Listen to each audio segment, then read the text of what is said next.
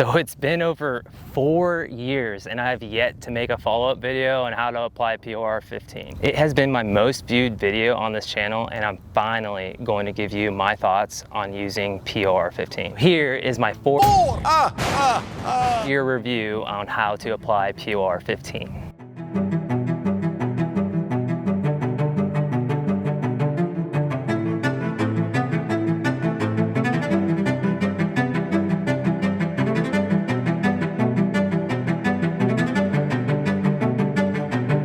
Spoiler alert, POR-15 is the best product I've used, and I'm not saying this because I'm getting paid by them. No one is telling me to say this. I'm just giving you my honest opinion on using this product for over 4 years. Of course, it's gonna have its flaws. As you can see on this side, I repainted and then I stopped right here just to show you guys an improper way of prepping something. There is some surface rust, but what I really needed to do is metal etch this so that the POR-15 can actually adhere to it well. And that's because of improper prep. If you were to prep it correctly, you won't have this issue. POR-15 will degrade over time if it's exposed to direct sunlight. It's super difficult to remove, especially when it gets on your skin. Don't ask me how I know. The surface compatibility of this product, I'm not gonna lie, it's great with rusted surfaces and rough surfaces. When it's shiny, clean metal surfaces, it's probably not gonna adhere well. And of course, the cost of the product, generally speaking, gonna be more expensive than most products that are out on the market. Even with all these flaws, the product is absolutely great to use. And if I were to be honest, those flaws can actually be positive too. The difficulty for it to remove, yeah, it sucks if it gets on your skin because it's permanent. That stuff is permanent. It is super hard to get off, but I want it to be.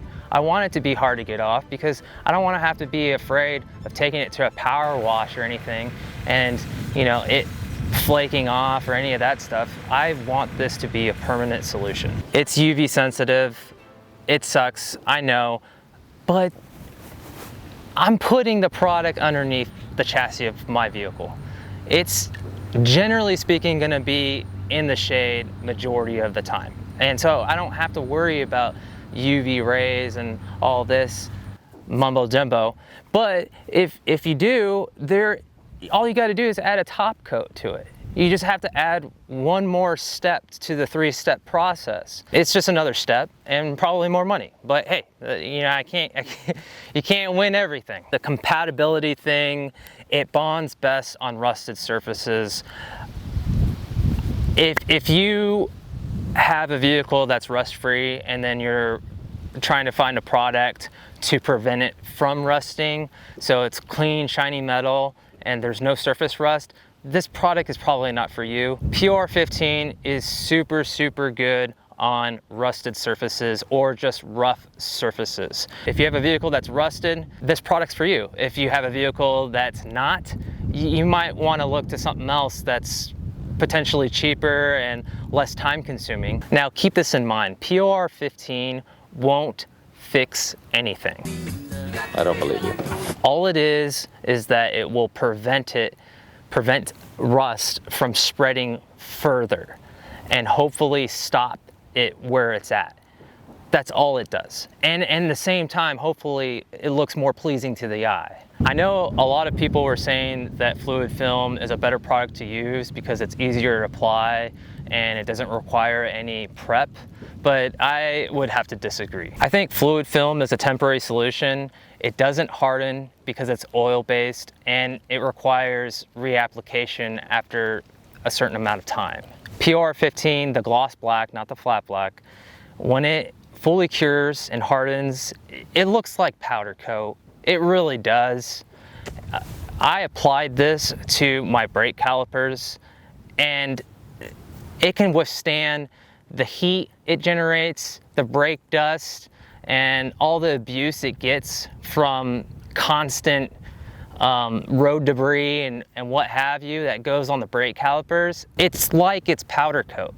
All you do is power wash it off and it's like it's brand new. It's I'm blown away by how great it looks when it fully cures. Since fluid film leaves this oily surface, it loves to attract all the road debris and just cake it, and it looks hideous. It doesn't look pleasing to the eye. Maybe at first when you spray it on there, it's nice and shiny. The minute you take it for a drive, it is gonna attract every single thing and bug and road debris you can ever imagine. It's horrible. If there's one thing I hate about working about GMCs and Chevys, it's the coating that they put on their frames and stuff. Like, if you're working anything suspension wise, I don't care if it's a brand new truck, that's the GMC and Chevy, you're gonna get dirty. It might not concern a lot of people, but for me, as a person that not only is an automotive enthusiast, but I enjoy working on my personal vehicles. And I'm not gonna lie, when I get dirty like that, it kind of ruins the fun a little. It's a small complaint, but I'm gonna be honest with you, you should have just done it right from the factory. You shouldn't have to put something that's temporary just to prevent it from rusting. I don't know. There's a reason for everything. It's probably cost effective, but that's my only gripe about it. Even though I prefer POR-15 over than fluid film, I do think fluid film does have its purpose. In hard to reach areas, nooks and crannies, and little cracks, and being able to shoot that product in frame rails, that is perfect. That is absolutely perfect. If I can't get to it with a paintbrush or an air gun, I think fluid film is the way to go. If you're looking for a long-term rust protection solution, POR-15 is the way to go. It's durable, it's strong, also has a variety of colors to choose from. A link is in the bio. Please give me all your money. I will see you all in the next video. Peace out.